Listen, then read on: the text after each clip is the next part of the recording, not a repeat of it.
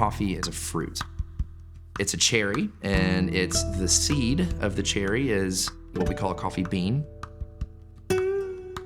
Most all farms, they hand pick those cherries. So I like to tell people, like when they're drinking a cup of coffee, you've got about 20 to 30 cherries just in that cup of coffee. It's an exotic drink. It's something that's incredibly special and exotic, the amount of processes that it went through, and just the beginning of it, not even talking about the planting and the cultivation and the weather and all of that, but just picking it. It's so much work goes into this thing that we totally take for granted.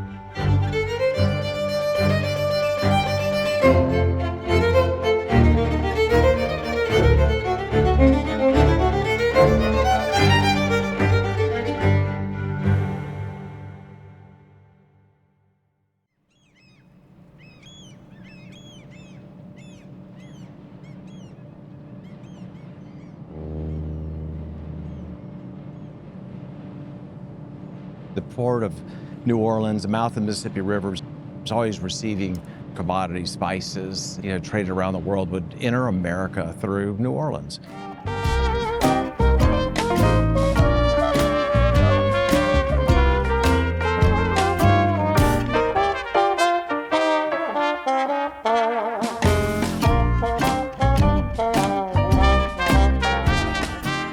Coffee in the South, it predates probably most generations of people who've lived in the South. My grandfather fell in love with the coffee so much, the whole trade of coffee. To go to the wharf in New Orleans and to buy roasted coffee beans, drive them back up to Baton Rouge, which there was no interstate. This was 100 years ago. He loved the experience. He loved the people he met in New Orleans. He liked the excitement about that port.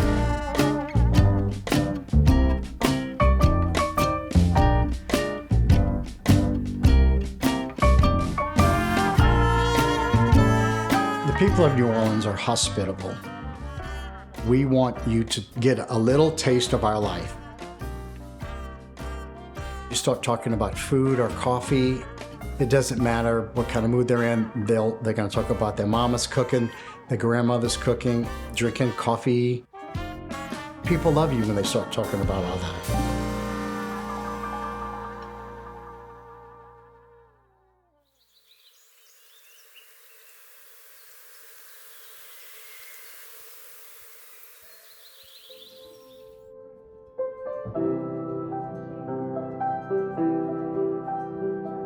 Trey's one of the most impressive people I've met in coffee.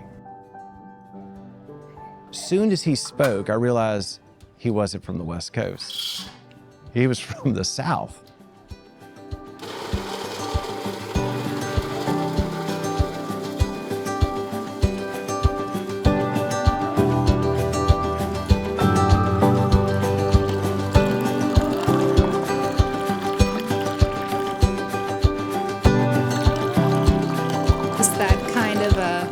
A spirit of a person that is endlessly motivated, that is almost like, how do I get him to just stay for just a second, just so we can have one moment of whatever normalcy is. He has pulled me around to like the most fun over the years. I would never have moved, 27 times or whatever it's been, but it's been a blast.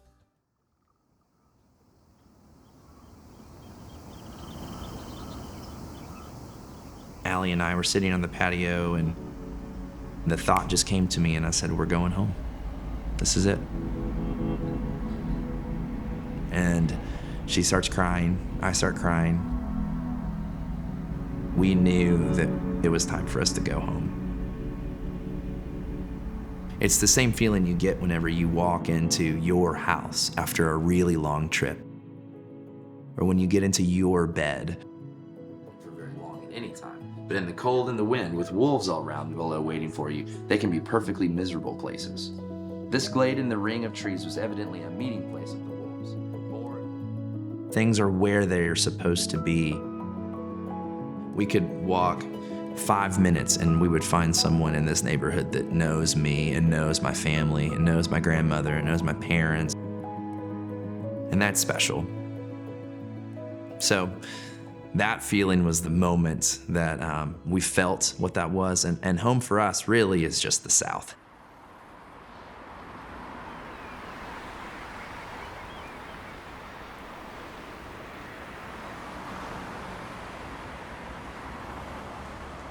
New Orleans has such a wide variety of coffee taste. The coffee shop is the third place. You've got your home, you got your workplace, but you go to a coffee shop, sit in one of their nice, comfortable chairs and couches, and that's where you have a cup of coffee. The third wave coffee shops create that environment.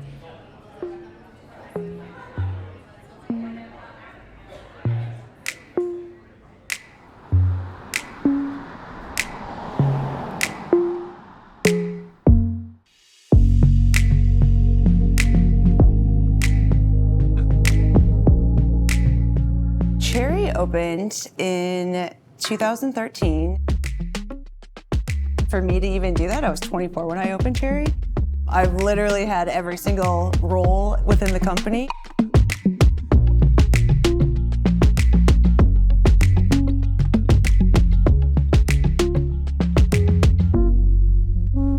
You know, I loved extraction. I nerded out to that for a really long time. And then the next kind of step in my curiosity was the roasting side of things. I always say anybody can turn green coffee brown, but to get it to taste good, it's complicated.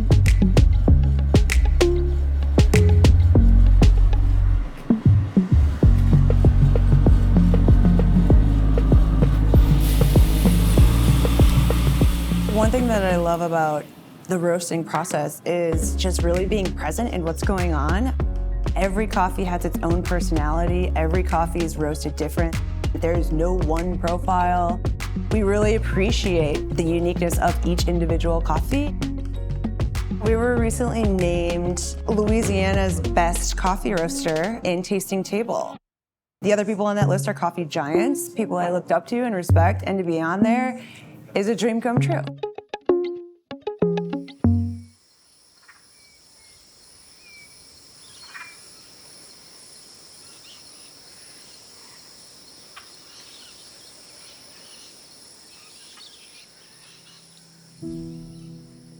One thing about this life is that there's really high highs and super low lows.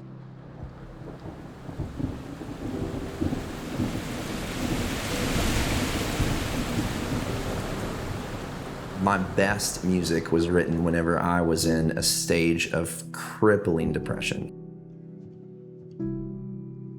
I had about a year where I suffered with suicidal thoughts. A lot of people didn't even know, and I could just kind of glide through, and man, that was a tough season.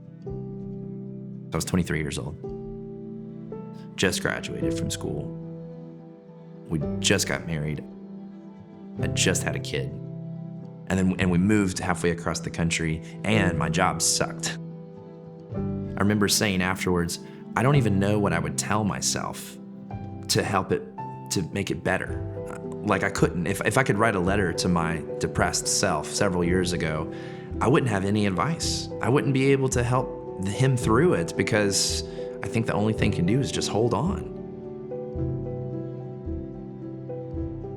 I don't really struggle with fear, but the one of them could be that it just comes back one day. For about a year, I was a shell of a person.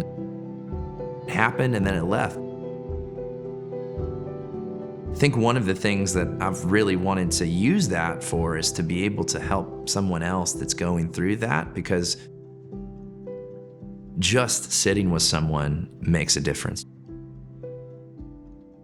I love that God made us to where food and beverages are not just utility. I love that it's a lot of times a worshipful experience. It's an amazing experience where we get to enjoy the taste and we get to enjoy flavor. You drink something and it takes you somewhere else. Sometimes I will think about the farm. I love the experience of being able to pick coffee and meet the farmer and being at Origin and then having that experience and that memory, and then being here and having that coffee. That has always been romantic for sure, and fascinating to me, but also it's just been something that I've always loved.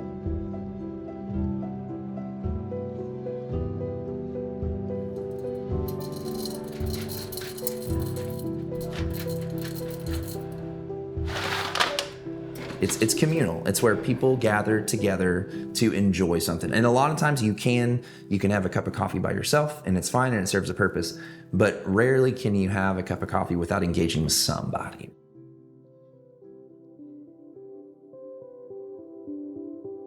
Everybody has their own relationship with coffee. It's a very personable thing. Either you drink it black or you drink it with milk and sugar, and you fiercely defend that position, and that's okay. It's personal. It's your coffee. But when they experience that coffee, when they're introduced to it, it's always got a story attached to it. The first time I tried it, my grandparents drank it with sugar and milk. And every time I drink it today, I think of my grandparents. I was with a college roommate and we just boiled some coffee and we stayed up all night and studied. So, I think coffee can be very personal, but it can also be very spiritual in the sense that it becomes a routine. It becomes a comfortable place.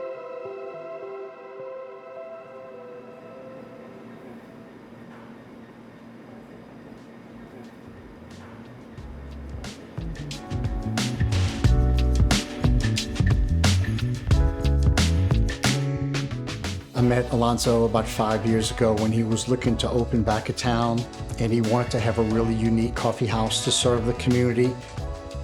He's got great New Orleans food. He's not just serving coffee, he's feeding your soul.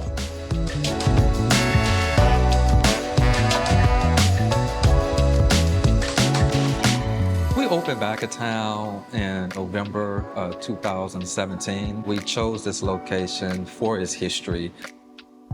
Tremay and the area where we are now is where jazz music actually got its form and shape and has gone internationally now. And it is the only original music from this United States.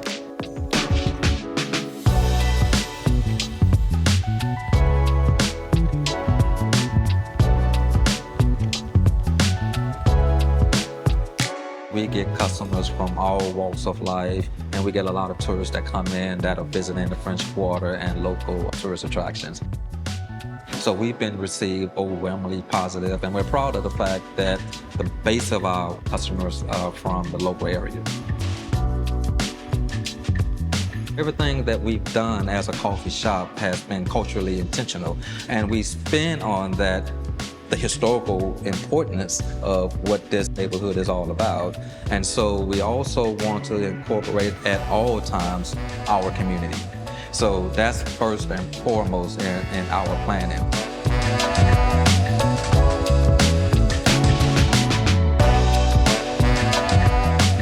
We have crawfish and grits. We have a crawfish quiche, sweet potato scones, to blueberry bundt cakes. I love seafood. I'm partial to all things seafood. And so that kind of distinguishes us from other coffee shops in the area. Things of that nature that most people can kind of associate or liken to what New Orleans is all about in terms of flavor and culinary skills.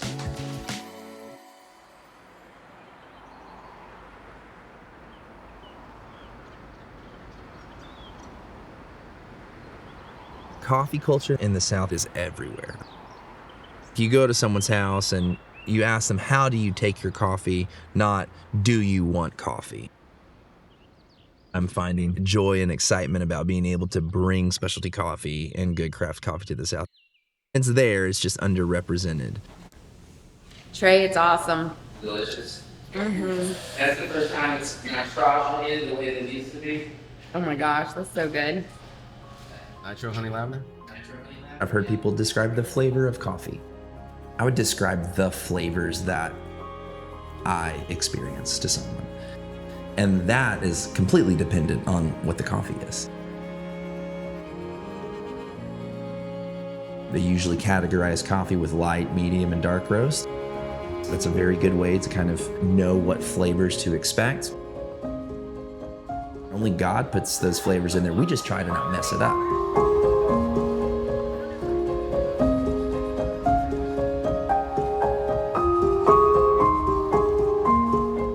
It comes in the earth, from the soil, from the way that it was harvested, the way that it was processed, the way that you just take the seed out of the cherry, right? Just that has so much to do with the flavors that we experience.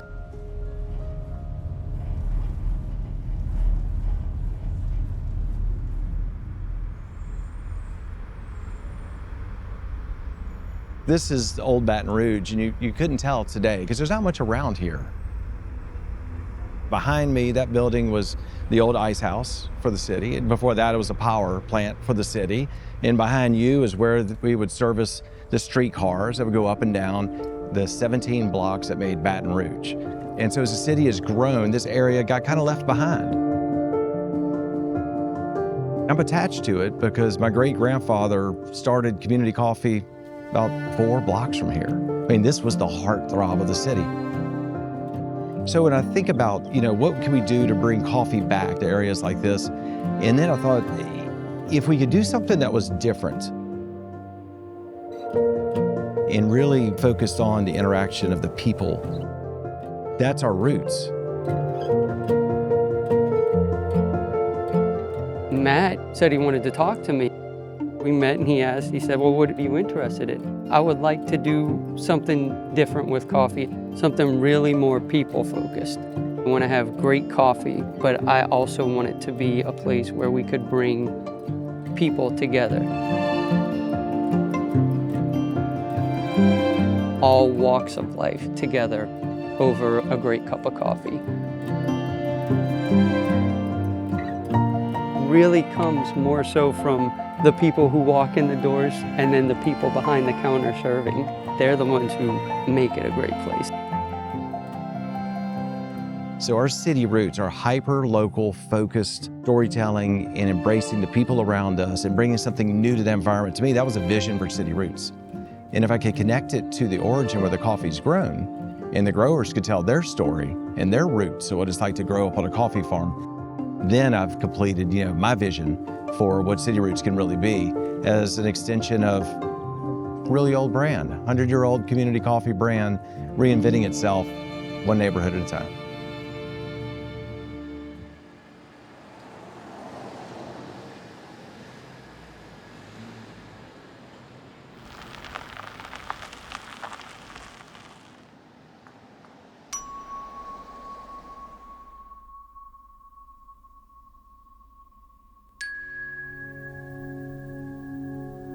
Me and my 4 girls have moved 25 times in 11 years.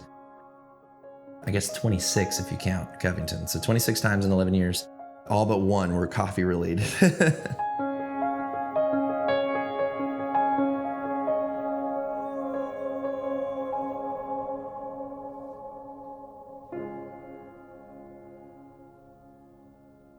In Long Beach, we kind of were walking down the beach, and I remember talking to Allie and saying, all right, well, we don't have any money. We could go back to Mississippi and I can just get a job, or we could stay here. We came back 6 years later. That was Allie Malone. I would do all these things that I want to do and, feel it out, but I needed my family.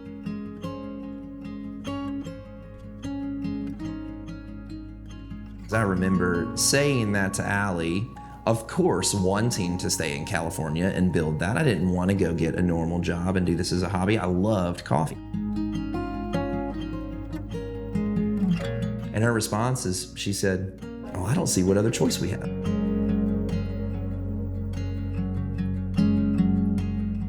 The story's not over.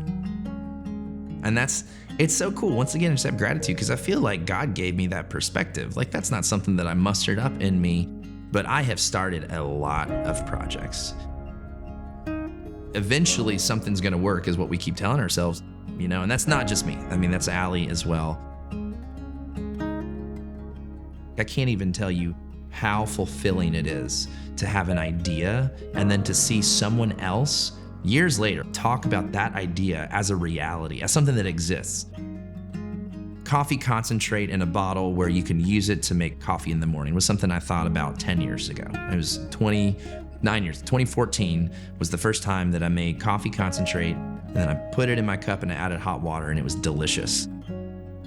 That is now on some of my friends' Instagrams because their coffee companies purchase that or make that and sell it. And seeing that come to life that I envisioned years ago it's one of the most satisfying things. It's like writing a song and hearing it on the radio 2 weeks later. I don't know if it's possible to own a business and to still create a culture within your family that is loving and that is welcoming and that is inclusive, but I'm gonna try my hardest. But there's so many stories of failed families. And that was the one thing that my wife and I early on decided that was not gonna be our story. So having that foundation is really important, but the most important thing is really having a life partner that has agreed to that, signed up for it, and daily chooses to continue in building that with me. For this moment, and we are so excited. I remember the day that Justin said, what if we got Colony House to come and play a show at the opening of our coffee shop? And I said, that's crazy, let's do it. And it is overwhelming to look across the street and see that beautiful stage with some of my I've always been looking to have a space where I can see that to the end of the road of how it makes people's lives better, of how they enjoy it. Because at the end of the day, anyone who is in coffee is working towards people enjoying coffee. I've never been able to be a part of the process where I actually get to watch that on a day-to-day basis. We knew he was the perfect partner mostly because he shares a similar faith with us and he cares about what he's doing and we feel the same. I tend to come up with some crazy ideas sometimes, and so to have a partner in crime like Trey who says, yeah, let's do it, we can do anything, it's been fun. Yeah, they're dangerous.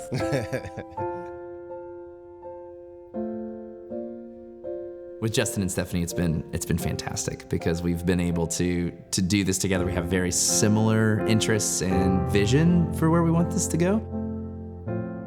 That's been a really good part of this journey, is having really good partners to work with.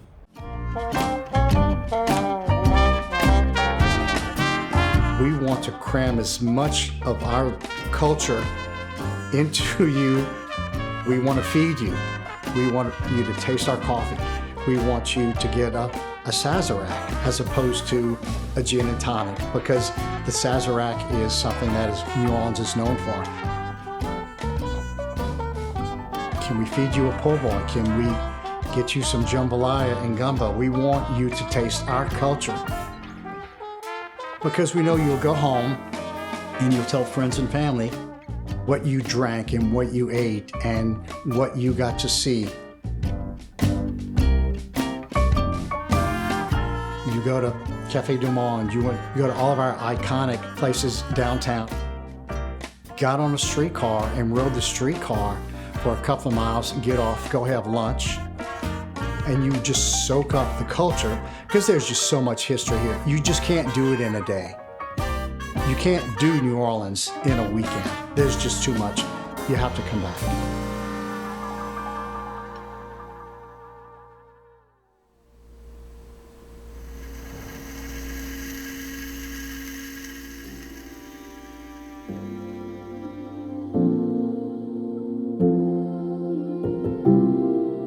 If you care about something and you're passionate about it, you're gonna invest everything you got into it.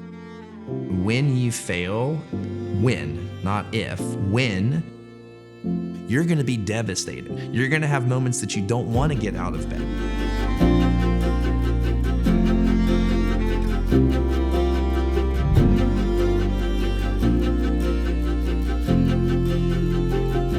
Well, then the next morning you'll be better. Or maybe the next month, I don't know. It takes time. It depends on how much of a devastating blow it is. If the worst possible thing happens and you're still okay, it's not that bad. It's worth the potential reward.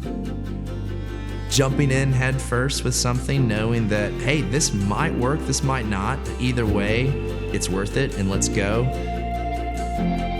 Eventually, it's gonna work.